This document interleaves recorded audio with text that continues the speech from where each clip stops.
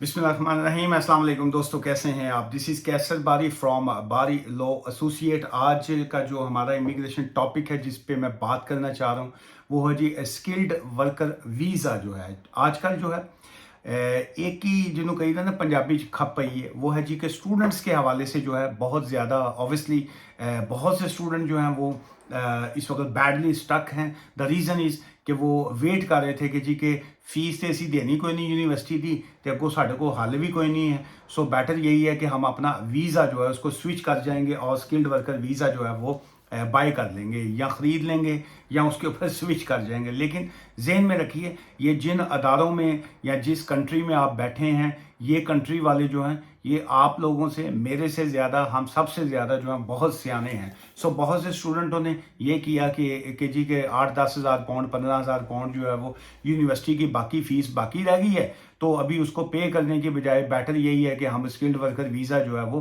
कहीं से बाय कर लेते हैं। सो ये एजेंसियाँ इनकी बहुत काम करती हैं। बहुत से जो इनके अदारे के लोग होते हैं वो कहीं ना कहीं से सारी इंफॉर्मेशन निकालते रहते हैं। सो बाज़ का जो होता है ज़्यादती जिसको कहते हैं ना, वो महंगी पड़ जाती है। सो अनफॉर्चुनेटली वो जितने स्टूडेंट्स आ रहे थे, सभी नहीं लेकिन मोस्ट की अगर हम बात करें तो उसमें लोगों ने 2-3 तरीके अपना लिए। नंबर 1, कुड़ी लब लो, ब्याह कर लेते थे, स्पाउस वीज़ा डाल दिया। दूसरा, वो कहते थे कि जी के वो स्पॉन्सर ढूंढ लो, उस पर स्पॉन्सर पे चले गए। तीसरा, वो और कुछ नहीं मिलता था तो वो असाइलम कर दिया। असाइलम भी हो जड़ा किसी को कोई दस ही नहीं सकता, मुंडा मुंडे नाल लांदा ही आ रही हैं। सो इस किस्म के उन्होंने फजूल किस्म के जो थे असाइलम के केसेस डाल दिए। सो उनको पता भी है, कई बंदे तो मैं ऐसे देखे चंगी भली दाढ़ी रखी होंगी उन्होंने तो नाल ही वो कहने जी असी गे का केस किया है। सो ये इस तरह की चीज़ें, अब वो जो इंटरव्यू करने वाले हैं वो थोड़ी मासी के पुत्र तो है कोई नहीं कि जी वो आपको देख के कि जी आपने ठीक है जी गे का केस कर दिया तो अब वो लाजमी आपको आपका केस अलाउ करेंगे। सो बहुत से केसेस में वहाँ पे इश्यूज ये आ रहे थे कि एप्लीकेशनों में जो था वो सेटिस्फाई नहीं हो पा रहे थे कि जी ऐसे लगता था कि ये फेक केसेस हैं, ये जाली केसेस हैं। फिर बहुत से केसेस में उन्होंने कहा कि लियाओ जी हुण तुहाडा इंटरव्यू करना है। वो बेचारा जो दूसरा बंदा जिन्होंने नाल इंटरव्यू के उत्ते मना के लैके जाते सी या वो वीडियो कॉल के ऊपर कि जी इंटरव्यू करना है, वो एवं ही अगले दे बंदा तरले करी जा रहा है, कहते यार तेरी मेहरबानी है, तू 5 मिनट वास्ते तू मेरी बीवी बन जा, मैं तेरा हसबैंड बन जाए, तो असी दोवें जड़ा ना एक पता ही नहीं लगता था कि दोनों में से हस्बैंड कौन है। तो कि जी के हमने साबित करना है कि जी के हम लोग जो हैं वो LGBT का केस हमने जेन्युइन किया हुआ है। सो ये इस तरह के जो मैस थे, इस तरह की जो नालायकियाँ थी, वो अल्टीमेट जो था उसका कोई ना कोई रिजल्ट तो निकलना था। बहुत से जो हमारे अपने मेरे क्लाइंट से जिनका स्पॉन्सर लाइसेंस अप्लाई किया होता था, मुझसे बाज़ कर कहते थे कि जी अगर कोई तुहाडा जानने वाला होवे तो जी दसना जी, असी तुहानू रियायत कर देंगे या हम जो है वो आपको स्पॉन्सर लाइसेंस के ऊपर उनका वीज़ा करवा देंगे या ये करेंगे। मैंने कहा भाई साहब मैं वकील हूँ, मुझे मेरी फ़ीस दें, आप अपना जो मर्जी करें, मेरा कोई तल्लक नहीं है आप। लेकिन मैं जो लोग आते थे मैं लाजमी कहता था, जितने लोग इस वक्त मेरे क्लाइंट्स हैं जो इस वक्त वीडियो देख रहे होंगे उनको पता होगा कि जी ये बारी साहब ने कभी नहीं कहा जी हाँ जी आप वीज़ा बाय करें। मैं ऑलवेज़ यही कहता था, प्लीज़ अपनी स्टडी मुकम्मल कीजिए, PSW के ऊपर आप जाइए, ड्यूरिंग मेहनत से काम करें, अच्छे तरीके से काम करेंगे। कंपनीज वाले जो हैं वो आपको कहीं ना कहीं जो है वो आपको स्किल्ड वर्कर वीज़ा जो है वो जेन्युइन देंगे। जेन्युइन काम जो होता है, जो सही काम होता है, वो देखने में मुश्किल लगता है लेकिन अल्टीमेट जो है वो आसान होता है। बहुत से लोग जो थे नाराज़ भी होते थे कि जी इन्ने साल तो तुम वकालत कर रहे हो, सो ऐसे कैसे हो सकता है आपका कोई स्किल्ड वर्कर वीज़ा और कंपनी ना जानने वाली हो। मैं कहता था यार अब मैं कभी इंटरफेयर मैंने किया ही नहीं, कभी मैं इस कामों में मैंने मदाखलत की ही नहीं। सो एनीवेज वही हुआ जिसका डर था। अभी ये है 17 जुलाई 3 बजे के बाद जो है ऑब्वियसली स्टूडेंट जो हैं वो स्विच नहीं कर सकते हैं स्किल्ड वर्कर वीज़ा के ऊपर जब तक आप अपनी डिग्री जो है वो कंप्लीट ना कर लें। कंप्लीशन का वर्ड है। आज भी एक दोस्त आए थे ऑफिस में एडवाइस लेने के लिए, वो कह रहे थे जी किसी ने उनको मशवरा दिया है कि जी कि कहीं नहीं लिखा COS में कि आप कब अप्लाई कर सकते हैं, this and that, so you can apply. So उसमें अब वो कहते जी कि बहस बनाए, बहस का कोई फ़ायदा नहीं होता। सो कानून में बिल्कुल सिंपल सा लॉ है, 17 जुलाई 3 बजे के बाद अगर आप स्टूडेंट से स्किल्ड वर्कर वीज़ा की एप्लीकेशन फाइल करेंगे तो वो 3 बजे के बाद करेंगे, वो बिल्कुल रिफ्यूज़ल उसमें आएगी, स्ट्रेट अवे आएगी। लेकिन यहाँ पे कानून में कुछ गुंजाइश बाकी है। अगर आपके कंपेलिंग एंड कंपैशनेट सर्कमस्टांसिस थे, आपको लेटर वगैरह पहले का मिल गया हुआ था, आपने सबमिट नहीं की एप्लीकेशन, कानून बहुत क्लियर है जी। कानून में वेरी क्लियर लॉ ये है कि 17 जुलाई 3 PM से बाद जो एप्लीकेशन आएगी वो रिफ्यूज़ होगी। पहले की जो आएगी, मेरे अपने क्लाइंट्स हैं कुछ जिनकी एप्लीकेशन एक की 11 बजे थी मॉर्निंग, 17 जुलाई को, एक की आई थिंक 1:30 बजे थी 1:30 पे। वो दोनों का जो है अल्हम्दुलिल्लाह उनके वीज़े जो थे वो लग के आ गए। लेकिन क्या आपकी एप्लीकेशन जो थी सबमिट होनी थी 17 जुलाई को या एक दो दिन पहले जो था, ड्यू टू सम रीजन अगर आप कंपेलिंग सर्कमस्टांसिस हैं फाइल नहीं कर सके, सीओएस आपके पास पहले का मौजूद है, आप उसी कंपनी में या काम कर रहे थे, या आपके पास कोई ऐसी उसकी इनकम की कोई एविडेंस थी, या आप कुछ साबित कर सकेंगे जी कि किसी कोई खास ऐसी रीजन थी कि आप 17 जुलाई को एप्लीकेशन नहीं कर सके। सो अभी स्टिल इतना टाइम ज़्यादा नहीं हुआ, तो आप जो है वो बिल्कुल डिस्कस कीजिए। चलिए इसी टॉपिक का सेकंड पार्ट कि अब क्या होगा। अब ये होगा कि जी के बहुत से लोग जो हैं वो कह रहे हैं जी कि हम अगर वापस जाते हैं तो क्या हम वहां से जाके बैक होम कंट्री से जाके स्किल्ड वर्कर वीज़ा जो है वो लेके आ सकते हैं। द आंसर इज यस, आप बिल्कुल लेके आ सकते हैं, लेकिन वो साथ ही जो है वो बाकी चीज़ों को भी ज़हन में रखिए। हर चीज़ का एक लाइन नहीं होती, दो चीज़ें होती हैं। वो किसी ने वो क्या था ना लाइन, वो कहते हैं जी कि तुम जो है नमाज के करीब मत जाओ, तो कईयों ने रौला पाता है जी, देखें जी ये लिखा है जी कि नमाज के करीब मत जाओ। सो उसमें सेकंड लाइन थी, जब तुम नशे की हालत में हो, जब तुम ड्रंक हो, जब तुमने कोई ऐसा काम किया हुआ है, तुम जो है वो हालत नापाकी में हो, तो तब तुम नहीं जा सकते। सो सेम इसी तरह आपने एक लाइन को नहीं आप पढ़ सकते हैं। सो जिस तरह किसी भी चीज़ को आप कहते हैं ना, ताली एक हाथ से नहीं बजती, सो इसीलिए वो दोनों चीज़ों को आपने कंबाइन करना है। पहला आंसर, क्या जो स्टूडेंट यहाँ पे नहीं अब उसमें स्विच कर सका, आपको सीओएस मिल गया, स्किल्ड वर्कर वीजा की ऑफर है, वापस जाएंगे वहां से वीजा लेके आ सकते हैं। The answer is yes. लेकिन क्या आपको वीजा मिलेगा कि नहीं मिलेगा, ये एक मेन डिबेट की बात है कि आपको वो वीजा देंगे कि नहीं देंगे।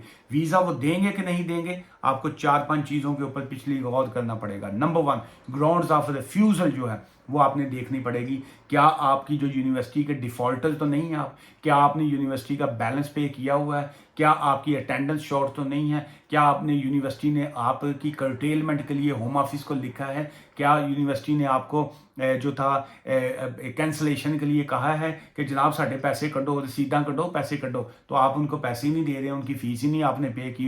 ये सारी चीज़ें जो है ये मैटर करेंगी जब आप skilled worker visa outside the country जो है वो अप्लाई करेंगे। ऑब्वियसली इसमें बाकी चीज़ें जो है वो भी आएंगी, लेकिन ये जो मैं बात कर रहा हूँ जी आज, एक तो ये भी लॉ में नहीं आया, कानून में नहीं आया कि अगर आप डिफॉल्टर हैं यूनिवर्सिटी के तो वो आपका वीज़ा रिफ्यूज़ करेंगे या नहीं करेंगे। लेकिन आई डू होप कि वो उसमें सारी चीज़ों को कंसिडर करेंगे। उसकी वजह ये है कि उनका मकसद ये नहीं है कि जी आपको स्किल्ड वर्कर वीज़ा से स्टॉप करना। उनका मकसद ये है कि आप अगर स्टूडेंट आए हैं, पढ़ने के लिए आए हैं, पढ़ो तो फिर अगले पासे तुसी जाओ। इंज नहीं कि आए तुसी पढ़न हो तो अगे तुसी अपना बाकी काम जो है वो आप कर नहीं रहे हैं।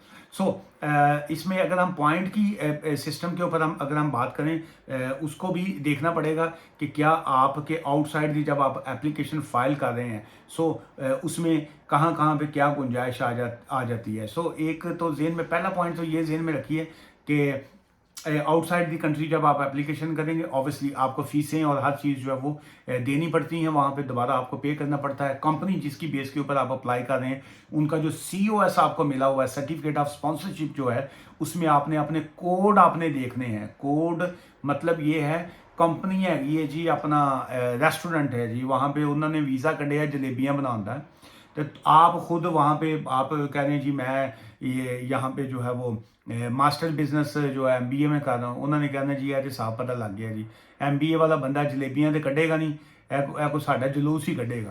सो वो ये कोड जो है वो बड़े इंपॉर्टेंट है। आपका जो कंपनी है वो है जी पेट्रोल स्टेशन, कंपनी है आपकी गैराज, कंपनी है आपकी शोरूम, वहाँ पे वीज़ा आप वहाँ पे निकाल रहे हैं बैंकर का, अकाउंटेंट का, वो तो नहीं ना होगा। सो इसलिए वो रेलिवेंट चीज़ें जो हैं वो आप चेक कर लीजिए। अनफॉर्चुनेटली बहुत से जो सर्टिफिकेट स्पॉन्सरशिप वाले मालकान हैं कंपनियों के, वो उन्होंने लाइसेंस उन्होंने को होता है, लेकिन पैसे ही अन्ना होंगे उन्होंने को। अन्ना पैसा तो अन्ना पैसा, एक होंगे अन्ना पैसा, एक होंगे अन्ना पैसा, हैं अंधा पैसा जिसको कहते हैं। सो वो कहते जिदे घर दाने ਉਹਦੇ कमले भी सियाने। सो बाज़ का जितने ये अमीर लोग होते हैं ना जी, ये सियाने बड़े होते हैं। सो पूरी वजह है कि वो सियाने ना भी हों तो वो सियाने लगेंगे आपको, कहेंगे जिदे घर दाने ਉਹਦੇ कमले भी सियाने। सो आप कहेंगे यार ये कह रहा है कंपनी का मालिक है, सीईओ असिस्टेंट मुझे दिया है, इतनी बड़ी कंपनी चला रहा है, ब्रिटिश है भाई, ये जो कुछ कह रहा है सही है कह रहा है। सही बात का हो सकता है वो सही कह रहे हो, आपकी फेवर में ही कह रहे हो, लेकिन टेक्निकली वो सही ना हो, आपके लिए ठीक ना हो। सो इसलिए कोड जो है वो चेक कर लीजिए। फिर एक जेन में रखिए, अगर आप जो है यूके से तो बिल्कुल स्विचिंग अब तो खैर बिल्कुल ही ख़त्म हो गई है ना, उसको तो आप छोड़ ही दें कि जी ये क्या है। अब सूटेबिलिटी की अगर हम बात करेंगे, सूटेबिलिटी जेन में रखिएगा। ये जो लोग वीडियो शुरू में 3-4 मिनट की देख के फेडअप हो जाते हैं ना, असल वीडियो का मज़ा एंड के ऊपर आता होता है। जो असल कानूनी पॉइंट होते हैं ना जी, वो मैं बीच बीच में मैं दे रहा होता हूँ, और ये जब तक मेरी वीडियो पूरी तरह कोई ना देखे वो उत्तों निकल जाएंगे, इतों शुरू होएगी उत्तों नहीं परें नहीं निकल जाएगी। सूटेबिलिटी जो होती है ये बड़ी अहम होती है। The suitability requirement for a skilled worker visa is a very important. जब आप स्किल्ड वर्कर वीज़ा जो है वो अप्लाई करेंगे इनसाइड द कंट्री या आउटसाइड द कंट्री, दोनों में।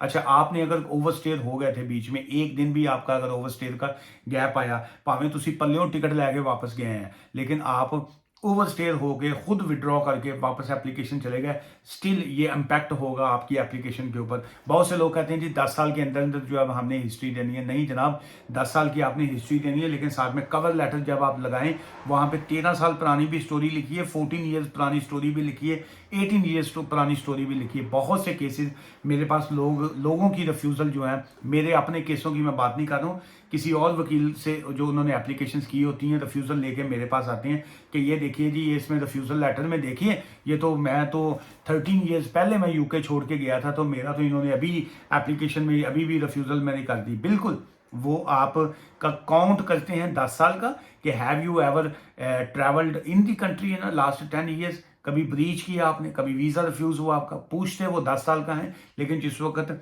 उन्होंने आपका रिफ्यूज़ करना होता है वो पुराना आपका 14 साल पुराना रिकॉर्ड भी वो निकाल देते हैं जी। अच्छा चलिए, ऑब्वियसली ये एंट्री रिक्वायरमेंट की डिटेल आ जाती है, ये टीवी टेस्ट वगैरह जो है ये मोस्ट मिडल ये जो इस तरह के थर्ड वर्ल्ड कंट्रीज़ हैं वहाँ से वो आ जाते हैं। पॉइंट्स जो होते हैं जी उसकी भी काउंटिंग, उसकी कैसे काउंटिंग करेंगे इसका मैं बेसिक्स आपको बता दूँ। स्पॉन्सरशिप जो लाइसेंस होता है उसके 20 पॉइंट्स आ जाते हैं। उसके बाद जो job eight appropriate level skill जो है ना जी, इसकी बेस के ऊपर आजकल जो है बहुत सी एप्लीकेशन जो है रिफ्यूज़ल में आ रही हैं, इसके 20 पॉइंट होते हैं, 20 पॉइंट्स हैं। Job eight appropriate skill level जो है ये 20 पॉइंट्स हैं जी इसके।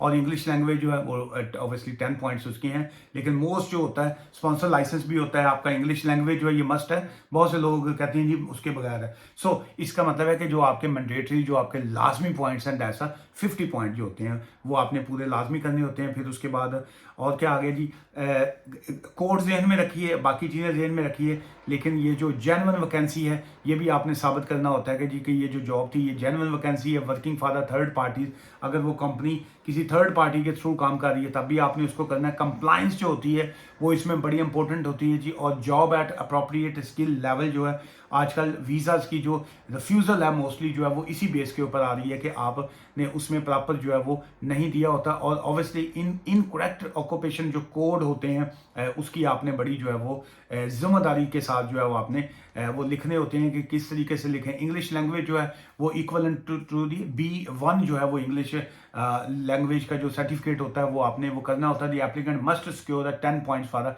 इंग्लिश स्किल जो लैंग्वेज है B1 जो है वो आपका लाजमी है जी। और उसके बाद जो है वो ऑल 4 कंपोनेंट जो reading, writing, speaking and listening जो है ये स्किल्ड वर्कर वीज़ा में ये लाजमी है जनाब अली। और उसके बाद जो है ऑब्वियसली सैलरी के जो है कितनी सैलरी आप दे रहे हैं उसके मुताबिक उसके 20 पॉइंट्स आ जाते हैं। और इसी तरह बाकी चीज़ों के वो चीज़ें आई थी। लेकिन इसमें सेक्शन ये जो रिफ्यूज़ल का है ये बड़ा इंपॉर्टेंट आता है कि जी कि क्या यूके में जो है कभी वीज़ा पहले रिफ्यूज़ हुआ है कि नहीं हुआ, या ये जो आपने बाकी चीज़ों में कोई डिफ़ॉल्ट किया हुआ है कि नहीं किया। और ये थी जी बेसिक सी रिक्वायरमेंट है, लेकिन ये बहुत लंबा सब्जेक्ट है, इसके ऊपर मैं फिर तफसील में बात करूँगा। आज की इस वीडियो से मुझे इजाज़त दीजिए। मुझसे मिलना चाहें बारी लॉ एसोसिएट, मैं ब्रैडफर्ड में होता हूँ जी। और अगर आप ना मिलना चाहें लेकिन चाहें कि मुझसे फ़ोन पे बात कर सकें, so you are most welcome, मुझसे फ़ोन पे बात कीजिए। लेकिन ज़हन में रखिएगा मैं फ़ोन पे बात करने के और ऑफिस में मिलने के मेरा मेरा तो ख्वाहिश होती है मैं तो अल्लाह वास्ते फ्री च एडवाइस करा, लेकिन मसला मेन ये है कि ये कंपनी है जी, कंपनी रन करना फिर सारा सिस्टम होता है उसमें। अनफॉर्चुनेटली फीस लेना हमारे लिए लाजमी होता है जी। फीस नहीं लेंगे, गाड़ी में पेट्रोल ना डलवाएं तो वो गाड़ी चलेगी नहीं। और कहते घोड़ा जड़ा है ना वो घाह दे नाल दोस्ती करेगा तो घोड़ा जड़ा ना खाएगा की। सो ये घास और गधे की या घोड़े की जो दोस्ती होती है वो मुमकिन नहीं है। सो इसी तरह गाड़ी और पेट्रोल जो है वो दोनों साथ में हो तो चलते हैं। दुआ में याद रखिएगा। Take care. खुदा हाफिज़। Thank you.